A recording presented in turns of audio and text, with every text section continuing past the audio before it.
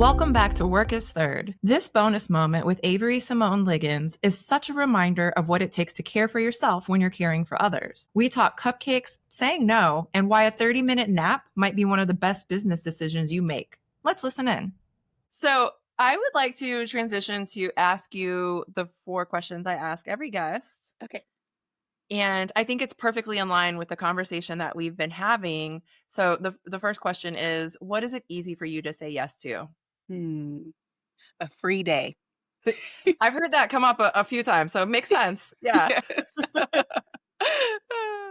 Free day, I'll take it. Yeah. Yes, because I don't think I could I feel like I'd have to do something, but I just value the ability to have flexibility.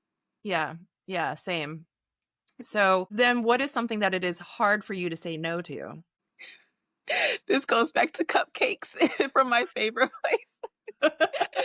The struggle is real for that. Um If we're saying no to something outside of cupcakes, I would have to say a feature somewhere unless I have to pay. So that goes back to my boundary. I don't pay to play for opportunities, so that's when it's easier to say no. But if it's something that I feel like will take me to upward mobility, I usually have to say yes. That's a good line to draw because one of the things for me as a newer entrepreneur is realizing just how much you get like pitched on these Mm. pay to play opportunities. Yes. Oh my goodness. Yeah, and then knowing what to say no to is so important. Mhm. Yeah. Mhm. Yeah, and I take it back. I don't have it formally written, but I'll say, I have it as my policy that we do not pay to play. So thank you so much for thinking of me, but this is the policy. Do you respond to all of those messages? So the ones that are obvious scams, no, but the ones where I know it's a real person behind it, and they're probably going to ask me again. I'm just like, let me just cut it off here. And even there was someone from college who I feel like it was an MLM platform, and I was trying to get more questions about it, and so I was like, I don't think so, but I love you, CAU alum. Also, side note, cupcakes could have been your answer, and that would be perfectly fine. Okay, well, cupcakes. Long story short. Uh, All right, so we've talked a lot about the ways that you take care of yourself and how you structure your time, and so the next question for you is when it comes to self-care and joy and rest and setting boundaries, what mhm. do you do really well? Hmm, good question. So, since I don't always do staycations consistently, I would say recognizing when I am about to burn out and I need to take some time. And so, number one, if I'm having to do a lot of client work, I try to prioritize the order of clients, even though that still can be hard to do. But this person needs this right now. This person can wait till the next day, and so on and so forth, and making sure I'm communicating this effectively if I happen to fall behind on something. So, recognizing it in advance is key because I'm able to schedule accordingly, but if I happen to fall again behind, making sure I'm communicating that or getting it done as quickly as I can after I take that moment. I think you spoke about that early in the conversation too, the importance of just recognizing what's going on in your body and Mhm. saying, "I'm gonna take care of me." Mhm, yes, no matter, if it like I said, even if it's a big deadline, if I just get in a 30-minute nap sometimes, what I think I had to do earlier this week, I'm like, "I cannot go forward.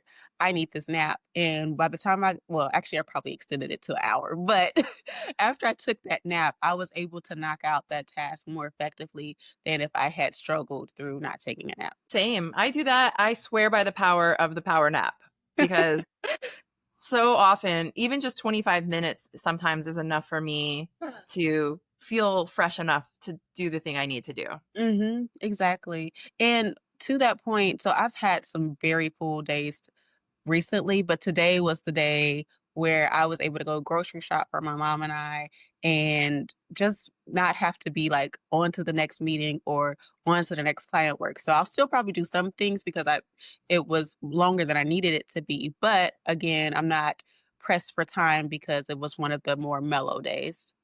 Yeah. So then The last question is really kind of the flip of this, which is where do you think you still have challenges or like you still struggle when it comes to these things, like the way you take care of yourself or setting Mhm. boundaries or finding joy every day? Needing an additional team member. That will definitely alleviate a lot more of some of the things that I'm struggling with because trying to manage my email right now is a chore. And I've had VAs in the past, but it was a different space at that time. And so I would hire them thinking I had all this work for them to do. And then, oh, well, my systems are working well enough. I'm sorry, I don't need you as much as I thought. And so I feel like now it's getting to the place, maybe in 2 more months, but I'm starting to write down, okay, this is where I can see this person filling in the time. And so by the time it is ready to hire someone, it won't be that lapse of, oh, I don't really have much for you to do. So that's the next hurdle for me to jump. And then also well, she is in, I forget which country in Africa she's in, but she reached out to me about an apprenticeship. And so now I'm training her to do some of the things that I do. And with the new influx of work that might come up, I have someone who I can rely on as backup. So I'm not scrambling for, oh my goodness, I have to do this person. I have someone who can help me with that. I think that's a great lesson because I think even if you are not in the position to be hiring an assistant or you don't own a business or whatever your situation is, all of us can benefit from delegating Mhm. and for asking for help. Mhm. Definitely. I'm a part of a group. We call ourselves the business besties because we're friends in business and life. And sometimes we'll delegate to each other because they know I have strength in systems. One of my friends has strengths in sales. So we will utilize each other as well to take some of the burden off each other's plate. Oh, I love that so much. Yes. Game changer. Yes, yes. I'm like, oh, I want to do something like that, right? Yeah. You rely on each other's strengths, support each other in the way that Mhm. makes sense. Like, what it is you're offering? Yeah. Mhm. Exactly. Yeah. Okay, if you related to this clip, go ahead and treat yourself to a power nap or a cupcake. Then head on over to the full episode with Avery for the full conversation, the systems you need to live your best life. And be sure to subscribe to catch the newest episodes. Remember, put yourself first.